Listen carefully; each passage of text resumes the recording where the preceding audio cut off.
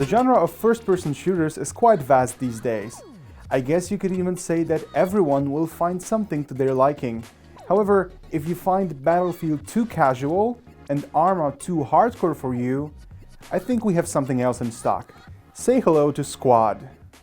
Squad is a project developed by a group of people responsible for a pretty famous mod to Battlefield 2 called Project Reality. The mod became a standalone and utilized the game's somewhat dated engine, Refractor 2. There was also a sequel called Project Reality 2, but in the end the core of the team decided that it's high time to leave the name behind, and they started working on Squad. The game was funded on Kickstarter in May 2015, and in December it landed in Steam Early Access. But what is it exactly? Squad is an online tactical first-person shooter focused around small teams where communication and cooperation are key to completing mission objectives. It's basically a new, better version of Project Reality that retains all of its best features and tries to develop and implement new ones using Unreal Engine 4. The game may not be as pretty as most of the shooters that come out these days, but it definitely makes up for it in gameplay.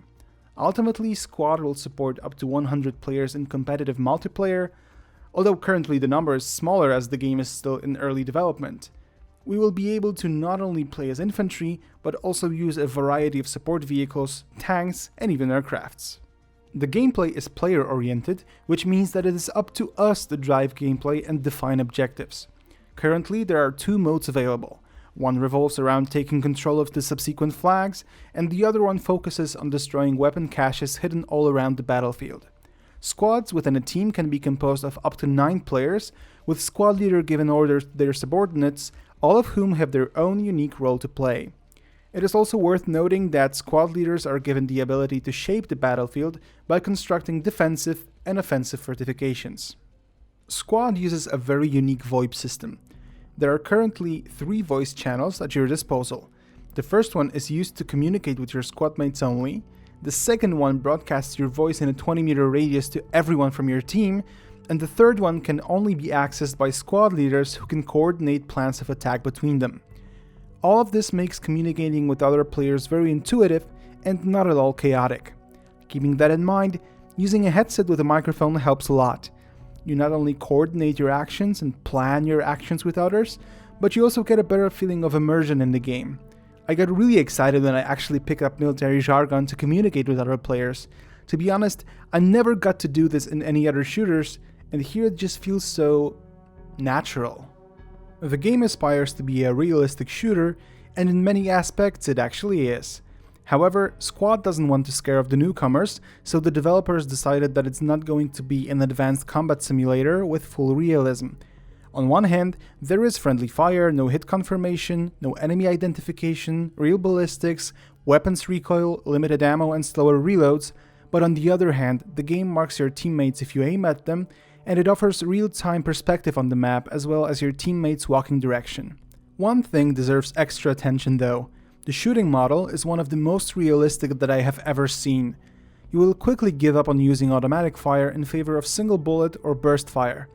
Recoil can be a real pain in the back, but you can finally feel the force of every shot you take, and you realize that you don't need to put a whole mag of bullets into someone to get a confirmed kill. Every squad has multiple classes to choose from, but there are certain limitations. Each class has a predefined set of weapons and equipment, and we can only pick a class from the ones that are left unassigned. You could probably say that it is a downside since you can't choose what you want, but for balancing reasons, it works perfectly. It actually forces you to be flexible with your approach to firefights and actually makes you work to get that kill in game. Speaking of kills, frag count is the one thing that most definitely doesn't matter in Squad. How come you'd say? Well, there is no progression system in the game, no leveling and no unlocks. The game is stripped down of all the unnecessary stuff, and it actually focuses on achieving goals in every match separately. This makes Squad rather unusual when you consider the fact that we like to be rewarded as players. However, this decision gives everyone equal opportunities and strengthens the idea of teamwork. What can I say about the game's current condition?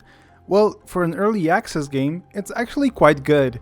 There is a tendency that early access versions are super bugged and barely playable, but Squad seems to be more like a limited demo of the final release, and it's being constantly updated with a clear release plan for the upcoming features. You will encounter certain glitches and FPS drops may happen, but their number is surprisingly low. There isn't many maps to choose from, but that will definitely change when vehicles will be implemented in-game, which is supposed to happen rather sooner than later. If you're looking for a tactical shooter, you should definitely give Squad a try. It might seem pretty hardcore at first, but believe me, once you get through the early stages of getting used to the game, you will appreciate what it has to offer, and you will realize that it is not as difficult as you initially thought.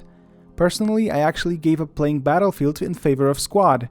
There's no fast-paced action, sometimes you don't fire a single bullet for 20 minutes, but the excitement you get for performing a precisely planned strike at the enemy stronghold has no equal in other first-person shooters. So that pretty much sums up Squad.